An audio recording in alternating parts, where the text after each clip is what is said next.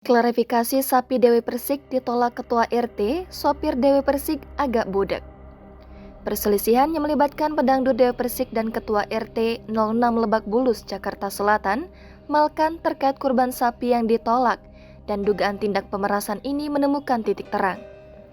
Kejelasan ini muncul setelah Rosmini, asisten rumah tangga Dewi Persik, mengklarifikasi soal perselisihan antara Dewi Persik dengan Ketua RT 06 Lebak Bulus.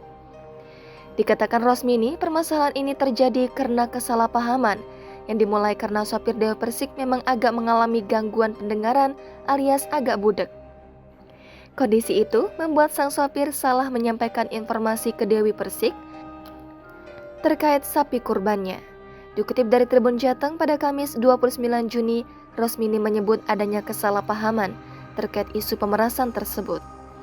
Ia menjelaskan bahwa Ketua RT 06 tidak pernah memeras uang dari majikannya Dewi Persik.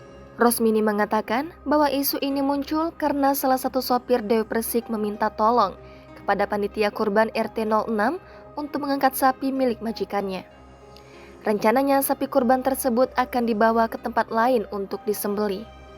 Rosmini mengungkapkan bahwa sang sopir sempat menawarkan memberi uang rokok sebagai imbalan jika mau membantu mengangkat sapi tersebut. Namun Ketua RT 06 Lebak Bulus menolak dan menyatakan bahwa ia bahkan tidak ingin menerima uang sebesar 100 juta rupiah.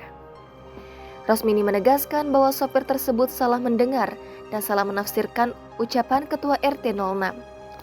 Rosmini juga menyebut sopir tersebut agak bodak sehingga terjadi kesalahpahaman. Dalam konteks lain, Rosmini juga mengungkapkan bahwa hewan kurban yang ditempatkan di tempat pemotongan di RT 06 tidak lama kemudian kembali dibawa oleh Dewi Persik. Rosmini tidak mengetahui alasan pasti mengapa majikannya memilih untuk memotong hewan kurban di tempat lain. Rosmini hanya mengetahui bahwa setelah hewan kurban disembelih, dagingnya akan dibagikan di RT 06. Pihak Ketua RT 06 Lebak Bulus, Abdi, menyatakan akan melakukan pertemuan dengan Dewi Persik untuk membahas kisruh yang terjadi terkait hewan kurban.